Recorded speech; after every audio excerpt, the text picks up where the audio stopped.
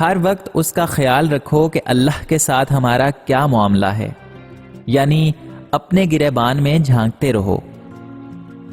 جس شے کو اللہ تعالیٰ نے بہتر فرمایا اس پر ثابت قدمی ادب ہے۔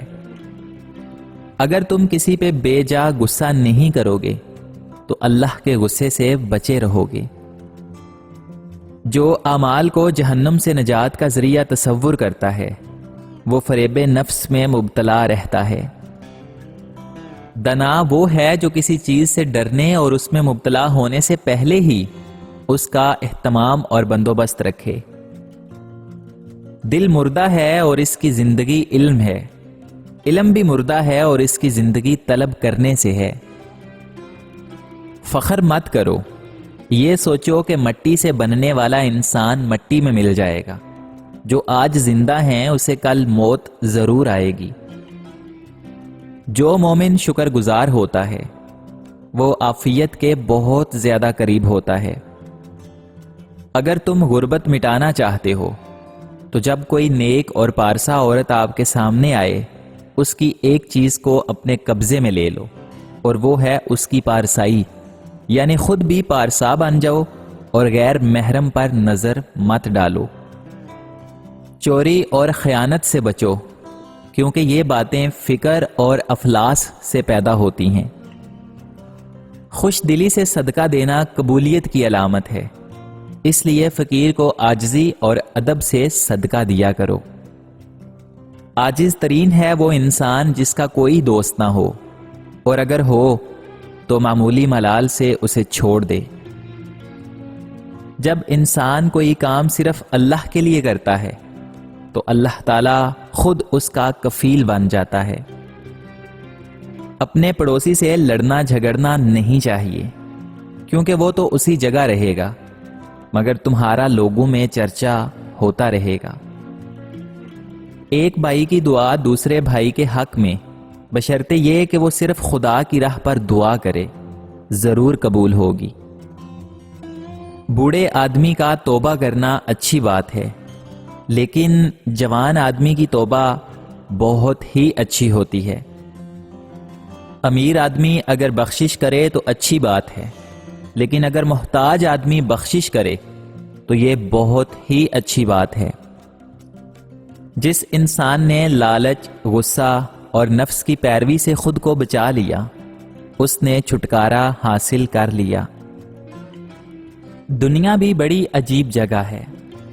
جب چلنا نہیں سیکھا تھا تو کوئی گرنے نہیں دیتا تھا، اور جب سے چلنا سیکھا ہے تو قدم قدم پر لوگ گرانا چاہتے ہیں۔ انسان سمجھدار تب نہیں ہوتا جب وہ بڑی بڑی باتیں کرنے لگے، بلکہ انسان سمجھدار تب ہوتا ہے جب وہ چھوٹی چھوٹی باتوں کو سمجھنے لگے۔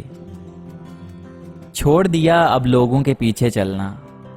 جس کو جتنی عزت دی اس نے اتنا ہی گرا ہوا سمجھا۔ زندگی کا سادہ سا اصول بنا لو، کسی کی مدد کر سکتے ہو تو کر دو، اور بدلہ اللہ تعالیٰ پر چھوڑ دو۔ اس سے زیادہ نفع کا بزنس نہیں ہے دنیا میں۔ مبارک ہیں وہ پاؤں جو اللہ تعالیٰ کی راہ میں گرد و غبار سے میلے ہوں، جن میں اللہ کی راہ میں چلتے ہوئے چھالے پڑے ہوں، اسی لیے اللہ نے ان پر دوزخ کی آگ حرام کی ہے۔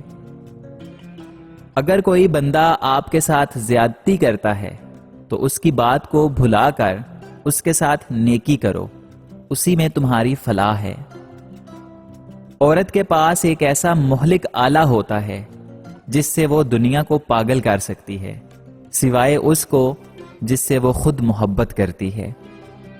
دنیا کو جسم کے لیے لینا چاہیے اور آخرت کو دل کے لیے۔ دل مرکز اعمال ہے، بگڑا ہوا دل نیکی نہیں کر سکتا۔ دل ارادے کے لیے، دماغ تدبیر کے لیے، اور ہاتھ عمل کے لیے ہیں۔ جو انسان خواہشات نفسانی کی فرما برداری کرتا ہے وہ گویا قید خانے میں رہتا ہے۔ جس انسان کی عزت لوگوں میں زیادہ ہو اسے اپنے نفس کو حقارت سے دیکھنا چاہیے۔ خلوص یہ ہے کہ ہر حالت میں، ہر حال میں صرف اور صرف اپنے حق تعالی کو دیکھے اور سنے، باقی مخلوق کو چھوڑ دے۔ قناعت کا پھل راحت ہے، تواضع کا پھل محبت ہے، اور تکبر کا پھل عداوت ہے۔ کثرت کلام حسنات کو اس طرح چوس لیتی ہے جیسے زمین پانی کو جذب کر لیتی ہے۔ صوفی وہ شخص ہے جو اپنے حال کو ہمیشہ چھپائے اور تمام کائنات اس کی ولایت کی ناطق ہو۔ تصوف کی حقیقت دل کو مخلوق کے رجوع سے صاف کرنا اور علیحدگی اختیار کرنا ہے۔ وہ عمل جس کے ذریعے بندہ انتہائی مدارج تک پہنچتا ہے، وہ اپنے قصور اور عجز و ضعف کا مشاہدہ کرتا ہے۔ سمجھدار آدمی نقصان کو فائدے میں بدل دیتا ہے، اور بے وقوف ایک مصیبت کو 2 مصیبتیں بنا دیتا ہے۔ تہجد کے وقت آنکھ کھل جائے تو سمجھ جاؤ کہ آسمان سے بلاوا آیا ہے۔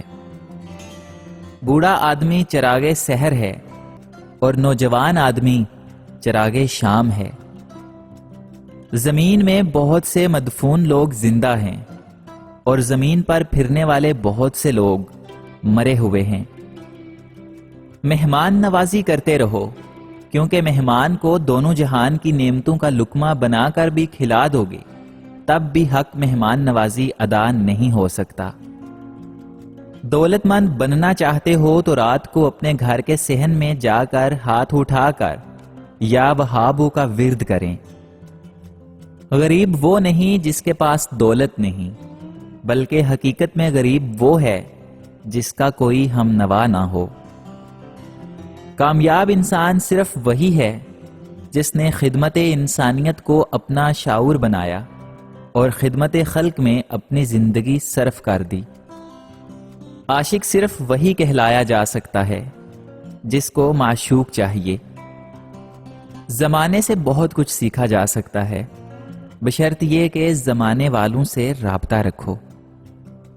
نہ تو اچھی زندگی سے محبت کرو اور نہ نفرت، لیکن تم جو زندگی بسر کر رہے ہو اسے اچھی طرح بسر کرو، خواہ وہ کتنی ہی طویل یا قلیل کیوں نہ ہو۔ گناہ کا آغاز مکڑی کے تار کی مانند نازک ہوتا ہے، لیکن انجام جہاز کے رسے کی مانند مضبوط اور ناقابل شکست ہوتا ہے۔ اپنی خواہشات پر قابو نہ رکھنے والا سب سے زیادہ کمزور ہے، اور سب سے زیادہ طاقتور وہ ہے جو ضبط کی قوت رکھتا ہو۔ بے وقوف کے ساتھ جنت میں بیٹھنے سے عقل مند کے ساتھ قید خانے میں بیٹھنا بہتر ہے۔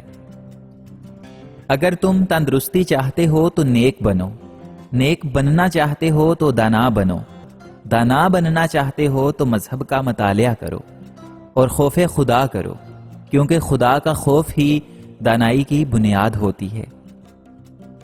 دعائیں یا نفسی کیفیت کو بدلنے کے حکیمانہ طریقے بیکار ہیں، بس کسی بزرگ کی نظر ہی کافی ہوتی ہے۔ جو انسان شکر گزار نہ ہو اس پر احسان کرنا اپنے آپ پر ظلم کرنا ہے۔ اللہ تعالیٰ جب اپنے مقصد کو پورا فرماتا ہے تو قلیل اور کثیر کی پرواہ کیے بغیر عطا کرتا ہے۔ ایسی عورت نیک اور وفادار ہوگی جس کے ماتھے پر غصے کی حالت میں شکم نہ پڑے۔ ایسی عورت ہیرے سے کم نہیں، اور ایسی عورت کے ہمیشہ تعاقب میں رہو۔ اللہ تعالیٰ کا نام محض دکھاوے کے ساتھ مت لو، بلکہ گھر کے دروازے بند کر کے اور کونوں میں مصلے بچھا کر اسے یاد کرو تاکہ تم اسے پا سکو۔ خلق اعتراض سے اعراض کا نام ہے، اور جو کوئی خوش خلقی میں زیادہ ہوتا ہے وہی تصوف کا خلق ہے۔ 3 چیزیں شجاعت کا مظہر ہیں۔ اول، وعدہ وفا کرنا۔ دوم، ایسی ستائش جس میں دوستی کا تصور تک نہ ہو، اور تیسرا، بلا طلب کے عطا کر دینا۔ فردوس اور جہنم سے بے نیاز ہو کر صرف اللہ تعالیٰ کی عبادت کرو اور اس سے خوف زدہ رہو۔ جو انسان کسی کو خوش رکھنے کے لیے ایک سانس بھی لے تو اس کی عبادت نماز روزے سے بہتر ہے۔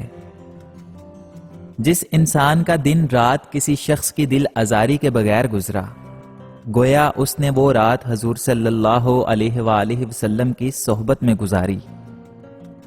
میں خدا کی وحدانیت میں مقیم ہوں اور اس کی یکتائی میں سفر کرتا ہوں۔